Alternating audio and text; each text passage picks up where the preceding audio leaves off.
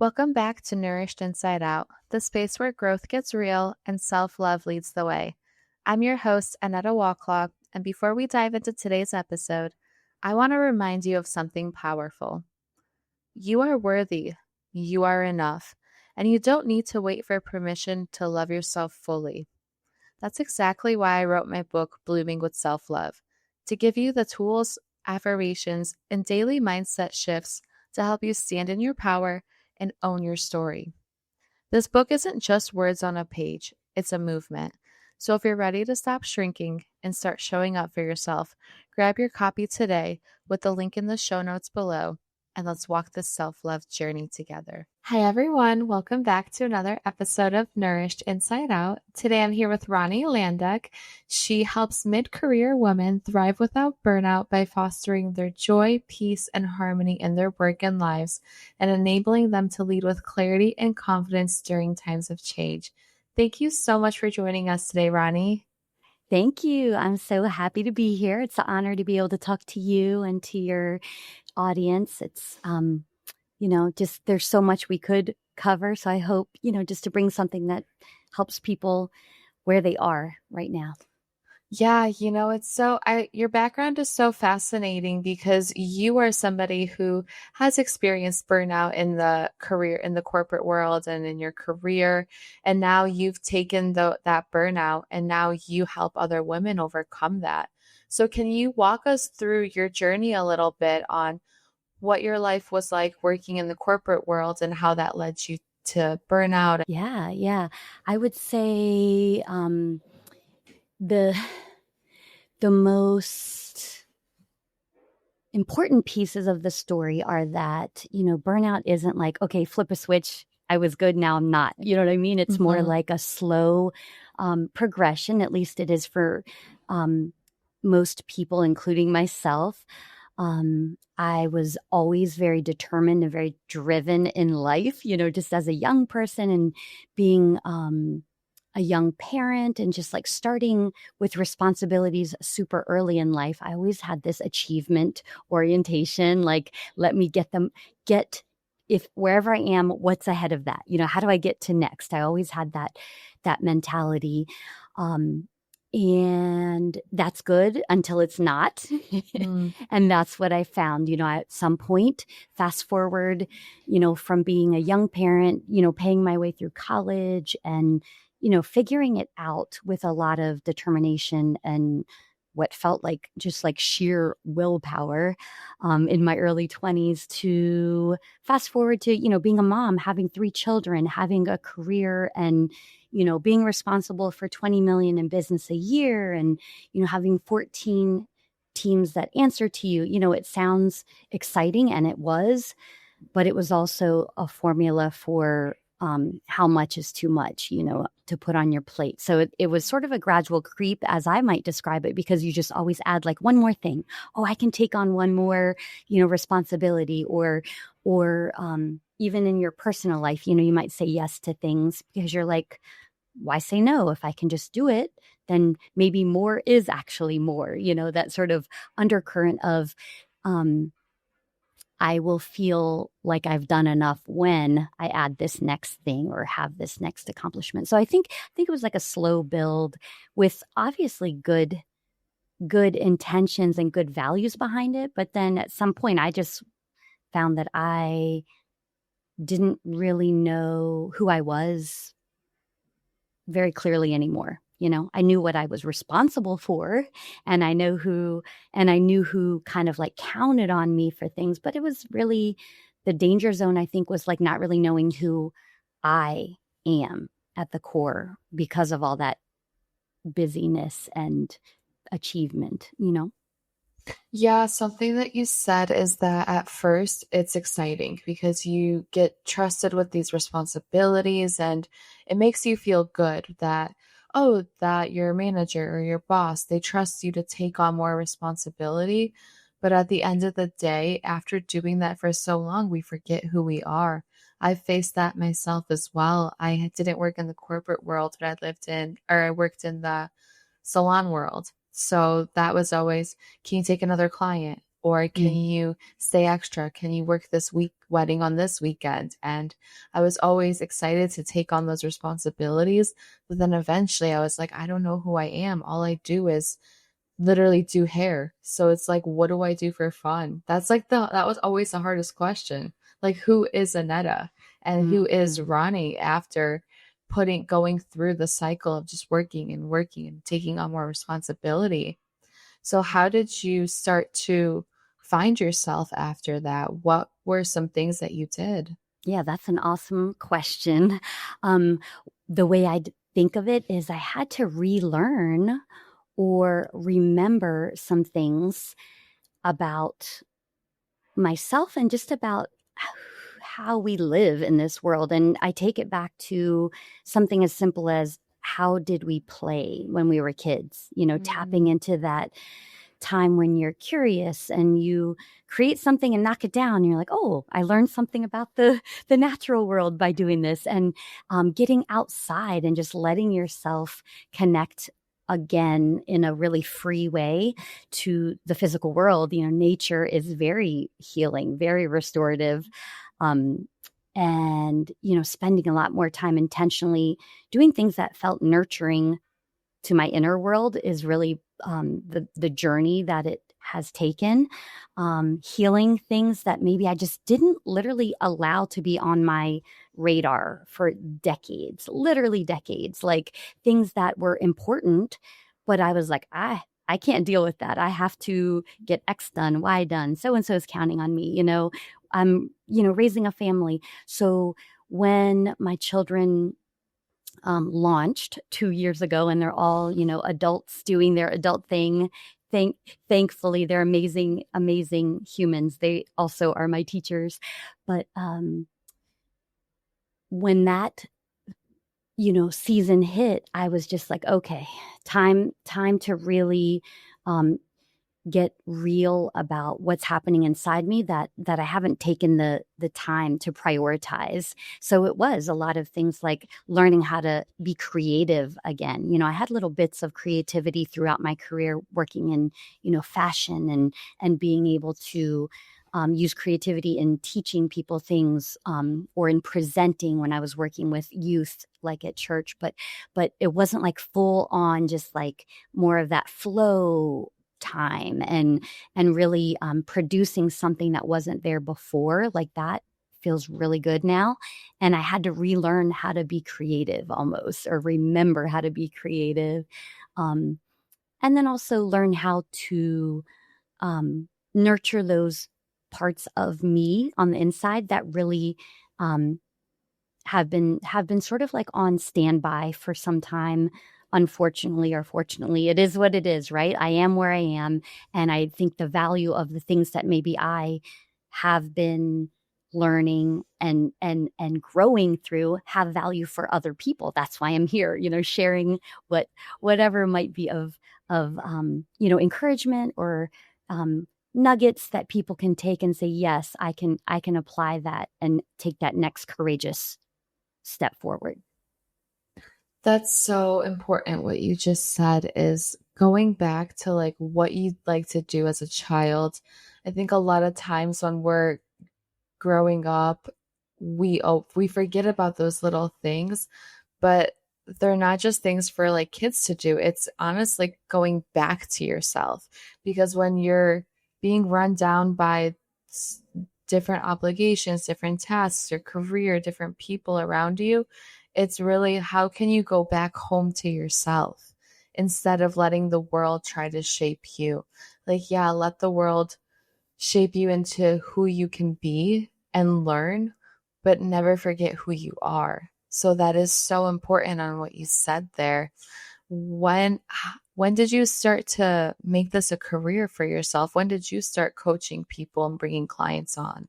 Yeah, thanks for that. I always led from a viewpoint, even through my corporate path, I led from a viewpoint of, we all have wisdom that we bring to this situation.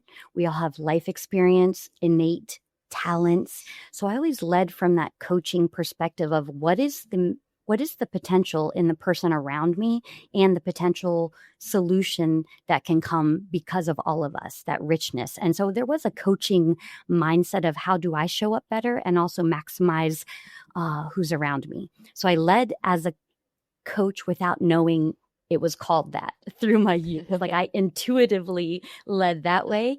And then I got more formalized about it about 5 years ago and said, okay, I'm going to get the certification in coaching and really start to put the message out that I want to help people one-on-one in their career, just learn how to have joy in the being and of course the doing that we all are doing. We're all making a life for ourselves in this environment that we face, right? So I've really had a really strong passion to help people have the most joy and the most impact that they were meant to have, and discovering that is the fun, testing things out, acquiring new skills, shifting mindsets, like you said, that bring you back to yourself, self-nurturing, self-awareness obviously is a big chunk of it. And then understanding that there is not really any ultimate, like, yes, I've made it. You know what I mean? It's all part of a process that once you learn to trust that we're in a process and that it all does work out, and maybe almost never how we plan or how we would request it to go. But enjoying the journey itself brings all that richness and the ability to be happy in the here and now, and to be there for others in a way that feels very healthy, So I started the coaching journey, like I said, about 5 years ago, and wasn't sure who it was going to resonate with as far as who I could reach and serve. But it seems like, people are sort of your mirror in some ways. So I feel like other women who are also, maybe high achievers or, high functioning and maybe end up over functioning in their roles, definitely, click with my messaging because I've been there in many ways. And I also believe in, teaching clients to not judge themselves or their situation negatively. It just is. And that way I'm able to be a really perhaps easily available resource in these conversations that are sometimes tough to have, So for the person who's kind of maybe facing something and talking about it with someone else for the first time, really honestly, like I feel like I enjoy creating that co-creating that relationship where they feel safe but also feel creative about solutions. So that's why I love what I do. That's so beautiful. Did you ever go through like a phase of imposter syndrome while you were building your coaching business and transitioning from the corporate world to coaching? I would say it's like not necessarily a phase. It's more like a moment to moment thing. And I think that's normal for all of us. Because let's say 10 a.m., we're like, okay, I got this day. Let's go, bring it on. And we look at our calendar and we get our mindset ready. And maybe by noon, we're like, who am I to even talk to this audience about these things, right? So I feel like for me, it's less of a phase, but more like a moment to moment, like, hey, wait a minute, what's actually true, and what do I really control? I don't control, the other person's perception or opinion, but I do control how I show up. What is my intention? How well do I listen? Am I really being, a compassionate listener? Am I really being non-judgmental towards myself and others in that exact moment? So I control those things. I can't control the rest of it. So that's how I buffer against the imposter syndrome at this point in my life. That's such a really great point, though. I've never heard it like that. I always hear people say like yes or no, but you said it in the way of reality. It's moment to moment. It really is. It's like one moment, yeah, I got this task, and the next moment it's just like, what am I doing? But then you have to like get yourself back together. So I love how you said it was moment to moment. What is like one of the biggest challenges that you came across on your journey? Yeah. Um, I think that's a good question. I haven't thought about it till you asked me that, but I would say redefining how I want to show up, sort of like claiming an identity that is evolving, I think is probably a challenge and takes a lot of energy, effort, focus, and perhaps acting in fearlessness, even though there is fear, like moving forward anyways, when I'm like, I don't know how this is going to work out and haven't been in this territory before to say, here I am as a coach, here I am as a person who's building a business from nothing. Cause I always worked in a company, there was a path kind of laid out. And even maybe in my, you know, personal life, there were like expectations that I was like, okay, I see that's the thing to do. So I'm going to go that way. And then somewhere in my 40s, I was like, I get to define how I want to live this life, how I want to feel, how I want to define um, who I present myself to be. And that was very empowering, but also brand new territory. And I think the value of that was now I feel like I can walk clients through that process for themselves if that's what they want to do at that point in our work together. So I think evolving who I show up as was probably some of the toughest. Maybe they're growing pains. Maybe that's a way to call it. Growth is often uncomfortable because by its very nature, you haven't been there before. So, being someone who's like not just a person in this corporate job or showing up as this wife or this mom, the way that seems maybe like traditional. I've broke free from some traditional expectations to be where I am right now.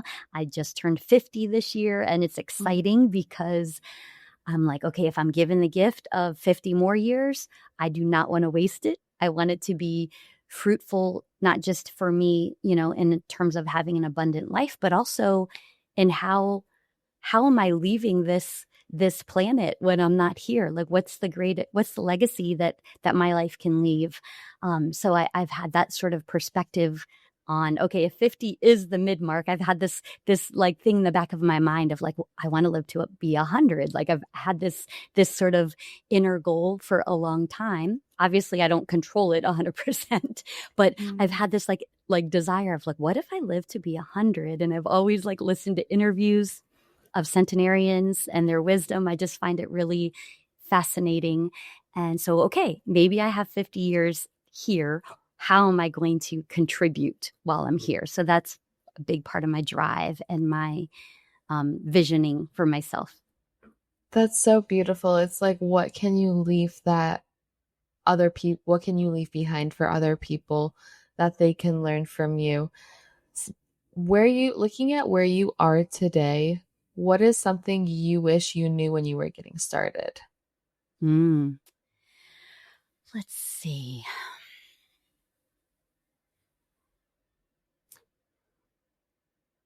If I knew more, even like in my teens and 20s, like starting in this career path, if I knew more how significant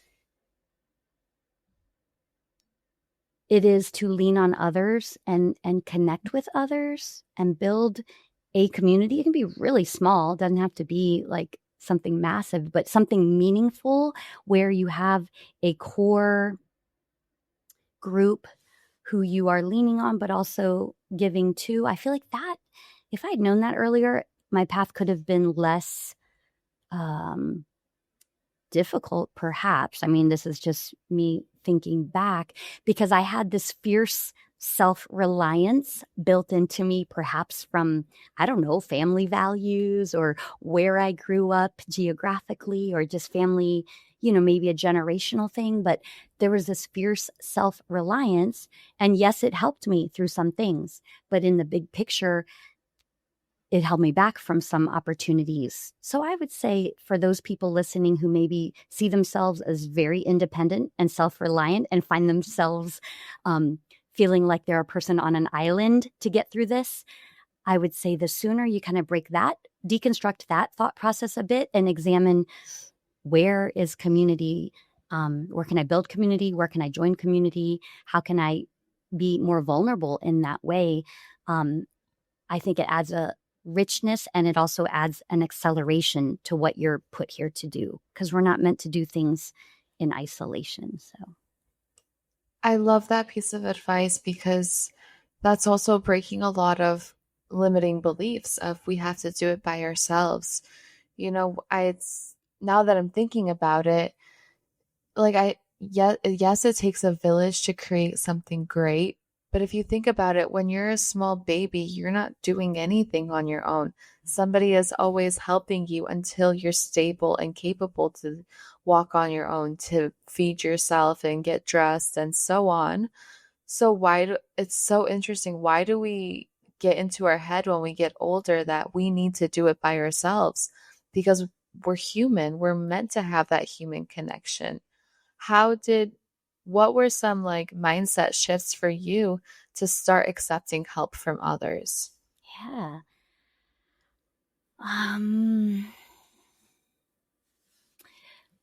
A main shift in mindset. That's a really thoughtful question. A main shift in mindset for me was my old thought pattern might have been, wait, I will look not very smart or not capable enough. Something, you know what I mean? That inner critic that's like, you're not blank enough. Perhaps my inner critic was like, wait, if you ask for help or lean on others or seek out others' help and guidance, then you're going to look inadequate in some way, So dismantling that, and part of it is like humbling yourself to say, wait, I don't know it all. And the bright side of accepting that is I don't need to know it all. No, none of us know everything we need to know to thrive in this world, or in our job or in our relationships. We all have areas that are blind spots or weaker than others, just like we all have strengths that we naturally operate in. So I think the main mindset shift was letting go of that fixed belief that I didn't even know perhaps was controlling some parts of it, was to say, I don't need to know it all to be okay, or even to have people think I'm something enough, At the end of the day, I know that I'm complete, I'm whole, I'm creative as I am and always have been. Once I could give myself that acceptance, leading to the self-love, that definitely was fuel for being able to say, hey, I'd love to collaborate with you on this, or hey, I'd love to, speak to you about your experience and find out, like really, open myself up to those things. So that was definitely a growth journey for me.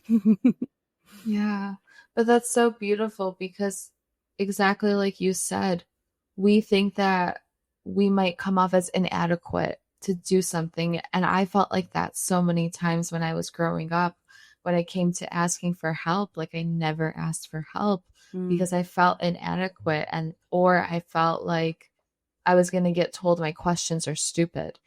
But what I've learned is that no questions are stupid. The only bad questions are the ones that you don't ask. And if you can't ask for help, then you're not going to know. And that's kind of the same thing with going outside your comfort zone. If you don't step out of your comfort zone, you won't know. And if you don't ask for help, then you won't know. So I really love how you elaborated on that. It's beautiful. Thank you. Thank you. And the flip side of the mindset of, hey, if I ask, I will look dumb, that fixed mindset. The flip side of that is a mantra that's like, hey, I'm an indestructible learner. I can't be stopped because I'm so curious and I'm always learning, like those sorts of messages that you replace the disempowering messages with. You build those mental muscles to say, hi, I'm unstoppable because of my curiosity.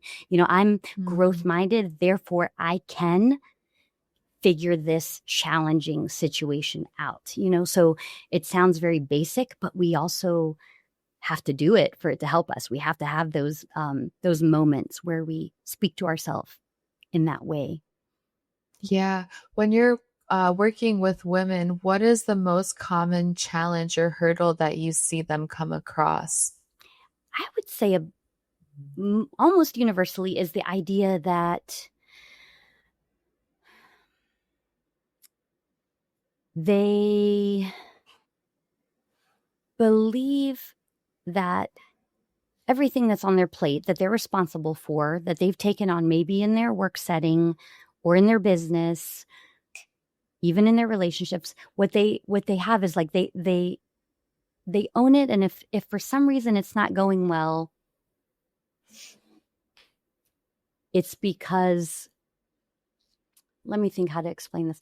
It's because they need to do more or do something differently, when the truth most of the time is it's about setting a boundary that's more clear, like a boundary that would protect energy levels, um, emotional energy, or even their physical well-being, So I think boundaries and realizing that how those could be enacted to help them feel better and do better.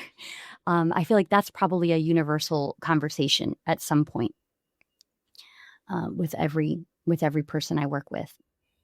Yeah, how to feel better and do better. Because and I think that always starts with, how do you truly view yourself? Because I think it's so often like we get into our heads, especially growing up. Like this can start at such a young age when it comes to even healing those childhood wounds of being afraid to talk to somebody or being afraid to speak up because you got rejected at a young age. Like, for example, we've all been there where you had a crush on somebody and you thought somebody was cute. And then you tell your friends and then they make fun of you. And then immediately it's like that trauma, like, I don't want to say anything again, or you want to keep it to yourself. And I think that can be a really scary cycle to get into as well, because what we don't realize at that time, like it's all fun and games in the moment, but what it's really doing is creating that trauma and that resistance of not wanting to speak our mind and not wanting to be more vulnerable with people. So I think also vulnerability is a big one. Do you feel like women struggle with being vulnerable with what they're struggling with? I would say by the time I'm working with them in a coaching context, they are pretty much like, okay, I have things I want to have different in my life. I'm just not sure how to go about having this, making the change and what it needs to be. So the vulnerability part, by the time they're in coaching, is usually not the obstacle, but it's more like getting really clear on what is mine, if I'm the client, what's mine to own and what's not mine. And again, that's a boundary thing. For example, I had a client who was like, and this happens more often than not, first session, we're getting clear on what the problem is. People are like crying, they're like hurting. They don't even know me yet fully. I mean, they trust me enough to have me as their coach, but we don't have history. And, they're in tears in our first session because they're like talking about these things that, like you said, they relate back to something that was maybe a childhood wound or an attachment style that goes back to our early developmental years, but it's playing out in the workplace. And these people, 20 years into their career, they're achieving in their roles, but on the inside, they're really like thinking, how can I sustain this? This is not bringing me the happiness that I thought this career would be. And it almost feels like golden handcuffs, right? Like I have this money coming in, I have this money coming in, or I have this path that I'm climbing, but I'm not enjoying it, or I'm not, I no longer do things that make me feel like me and are fun anymore. So, or it's hurting their relationships or things because they're overworking, and then the relationships with people they care about are suffering. So all of these constellation of things, but it's not necessarily vulnerability. It's more saying, now that I'm here and I see with clear eyes what is the struggle, how do I speak up? Like you said, speak up and say, hey, maybe to my boss, say, you know what, the way that we work together isn't working for me. but here are some things that could work for me if we communicated this way, or can you please, let me know how I can support initiatives like that. Self-advocacy in the professional roles is huge, like knowing how to speak up for themselves and having clarity first on what it is that they actually need. So again, it's boundaries that leads to an ability to self-advocate. I see that a lot in the workplace. It might be influencing upward, up the chain, but sometimes and oftentimes it's how do I influence in the day-to-day with my colleagues or my team that answers to me, and advocating for what is actually going to work well to get the desired result, or to have a desired environment that we all can function in. So I think it's like you said, understanding their value so that they can then say, wait, based on what I know to be true about me and my worth, here's a need I have, and here's the way to express it. So it's sort of like a series of understanding on the inside before they even take action on it. I don't know if that was clear. No, it was. It's under like what really stuck out to me was understanding your value. Because if you don't understand your value, then you're gonna have people walk all over you and you're not gonna understand what's happening. Whether it's in the career world, in your career, in your personal relationships, or just friends and family around you. If you don't understand your value, then they're going to walk all over you. And I think that's also a first sign of burnout, is by just being a people pleaser and not having those boundaries. Did you ever struggle with people pleasing when you were in the corporate world? Yeah, definitely. I would say, the roots of being socialized in our culture, you're taught to play nice, right? Play nice, make other people feel good around you, right? Take care of others. So you're rewarded for all those behaviors, especially, being a woman.